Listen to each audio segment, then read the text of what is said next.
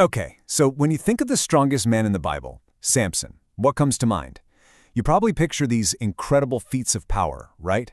But what if I told you his most powerful moment, the moment that mattered most, wasn't when he was fighting, but when he finally gave up? Today we're going to dive into the incredible story of Samson to explore this wild idea, that true strength is actually found in surrender. And let's start with this idea because it really sets the stage for Samson's whole life. Sin doesn't usually kick down the door and announce it's here to wreck everything. No, it whispers, "Hey, it's not that big of a deal." And that quiet little lie is something we can all fall for. And that leads us to the big question for today. What happens when those not a big deal moments start stacking up? Well, the story of Samson is basically a perfect case study. It's an ancient story for sure, but it maps out this timeless pattern of how a series of seemingly small choices can lead to a complete, catastrophic breakdown. So this brings us right to the core paradox we're going to unpack. We all know Samson for his legendary, off-the-chart strength. But his most significant moment, his greatest victory, wasn't an act of power at all. It was an act of surrender, finally waving the white flag and admitting he couldn't win on his own. Now, before we go any farther, we have to be super clear about what surrender means here. This is not about admitting defeat to an enemy, not at all. It's about willingly yielding control, stopping the fight against a better way, and trusting a power that is way greater than your own. It's a totally different mindset. So how did Samson, the strongest man alive, get to a place where surrender was his only move left? Well, his story takes place during a time when, as the Bible says, everyone did what was right in their own eyes. Basically, it was a my way is the best way culture. And that mindset, it creates a destructive cycle. And Samson's life is a perfect, tragic example. See, his downfall wasn't some single dramatic event. It was more like a slow erosion. Samson had made these sacred vows to God, but he broke them, one by one. He went into enemy territory when he shouldn't have. He touched a dead animal, a big no-no, and he gave his heart to the wrong person. Each time it was just a little compromise, a small, justifiable decision. And this quote just nails it, doesn't it? Each of those compromises probably felt insignificant at the time, but when you put them all together, they created this momentum that eventually just took over his life. What started as a tiny little thing he tolerated became the very thing that dominated him. What's so fascinating is that this breakdown isn't random, it's predictable. In fact, it's like a timeless roadmap for self-destruction. When you choose to do things your way, ignoring a higher standard, you end up on this predictable, four-step path straight to ruin. And the very first step is always compromise. It kicks off with that little decision that the rules are more like suggestions, that you know better. For Samson, this was him justifying going into enemy territory, justifying touching that dead lion, and eventually justifying trusting Delilah. It all started with bending the rules. So after compromise, what's next? Well, after you bend the rules enough times, you actually stop seeing them, and you stop seeing the danger they were meant to protect you from. You become blind. You know, when the Philistines eventually blinded Samson physically, it wasn't really a surprise attack. It was just the outside showing what was already happening on the inside. He couldn't see the trap Delilah was setting over and over because he had already lost his spiritual sight. That last line is so powerful. They just took the eyes he had already stopped using. Wow. The third step is just the ultimate irony.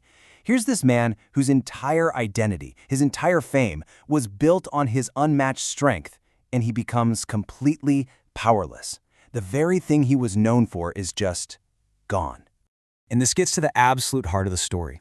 Samson's strength was never really his. It wasn't some superpower he possessed. It was a gift he received.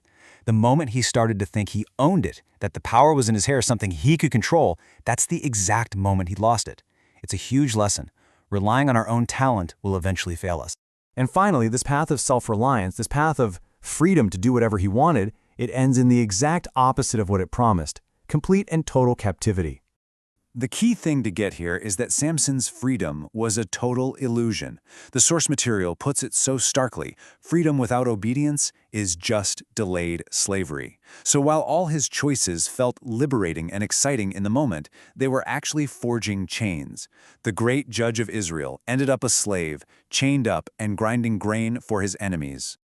So this leads us to the story's incredible climax. I mean, just picture it. Samson is at absolute rock bottom. He's blind, he's weak, he's a prisoner, a public joke. He has lost everything. And it's right there, in that place of total darkness and desperation, that he finally reaches his turning point. In his moment of total weakness, he prays. And for the first time, it's not a prayer of arrogance or self-reliance. It's simple. It's desperate. It is a prayer of pure surrender. He is finally giving up his own way and just asking for help. And what happens next? Well, the outcome of that one single prayer is just profound. This is where the whole story flips on its head. We see how losing everything, hitting absolute rock bottom, actually paved the way for Samson's greatest and most meaningful victory. This isn't just a comeback story. It's a complete redefinition of what strength even is. And this is so crucial. The return of his strength had nothing to do with the length of his hair. The hair was just a symbol. His power came back the instant his heart took on a posture of surrender. The inner change is what unlocked the outer power. He didn't get strong and then surrender. He surrendered and then he was made strong. This really just summarizes the whole thing perfectly. You have two paths. Our way, the path of doing it all yourself, inevitably leads down that four-step road: compromise, blindness, weakness, and captivity. But the path of surrender, God's way, leads back to the very things that were lost: integrity, clarity, real strength, and true freedom. Now, I know this idea seems completely backward to how we normally think, right? Save your life by losing it? But it's the central lesson of Samson's entire life. By trying to save his life, to live it on his own terms and control everything, he lost it completely. It was only when he was willing to lose it all, to finally surrender control, that he truly found his purpose and his greatest impact. So, what are we supposed to take away from this ancient story today? This isn't just some abstract history lesson. No, it leaves us with a direct and very personal challenge. The solution to our biggest struggles, it turns out, might not be to just grit our teeth and try harder. It's not about mustering up more willpower.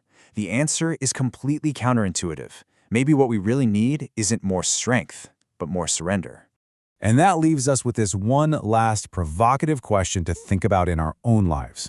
Looking at our habits, our relationships, our ambitions, where are we insisting on doing things our way, and where might waving a white flag not be a sign of defeat, but actually the first step toward real victory? It's a powerful thought to end on.